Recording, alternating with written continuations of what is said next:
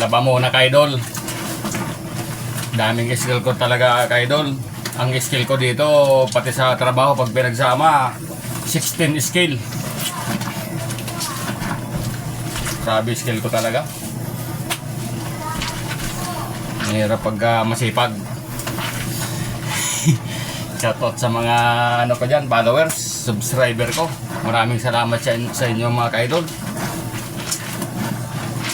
Ito kasi ka-idol, kagabi pa ito binabad ka-idol.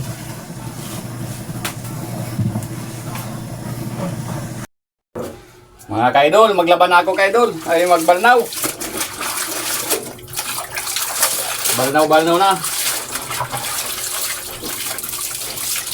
Maganda talaga pag nabababad yung linabahan. Madaling i-washing. Kaya sa mga baguhan dyan maglaba, ibabad nyo muna yung mga labahan nyo para hindi matagal washing. Para malinis yung resulta mga ka-idol. Ganyan ang tamang proseso paglalaba, binababad muna. Binabad ko ito ng magdamag. Ang teknika ganyan.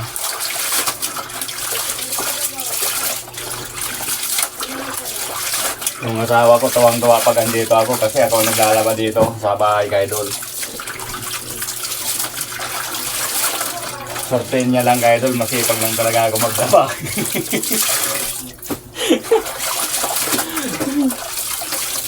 Ganun lang talaga na idol. Down nila ako ka-idol. Down nila para mabango yung aking labahin.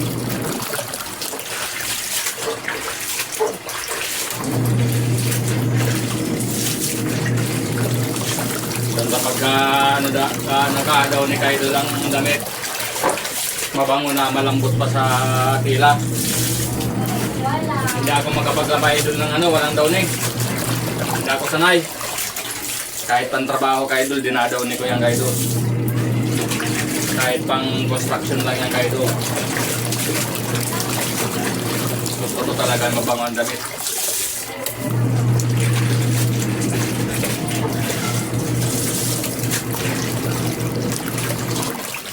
Ganda pagka kahit hindi ko na ito dryer ka-idol, mainit pa naman ang panahon.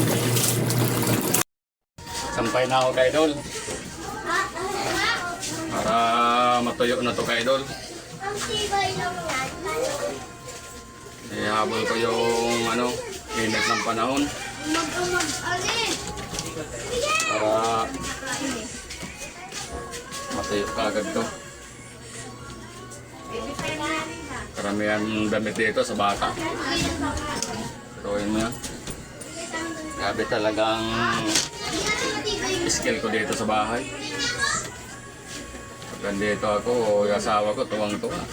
Naglalabayan ako. Tapos, maghuhugas pa. Magigip pa ako kay Idol. Yan ang napakaserte niya sa akin kay Idol. Ito kay Idol yung kangkong kay Idol tatabak niya na. Natutuluan siya kay Idol galing dito sa linabahan ko kay Idol. Dami niyang kangkong yan. Chinese kangkong yan kay Idol. Oh, Chinese kangkong ang tawag diyan. Hindi siya gaano makitubig kay Idol. Napaka-laking bagay niyan sa akin kay Idol. Kahit pa paano, pag nagmahalang kangkong, mayroon akong makukunan. Ay,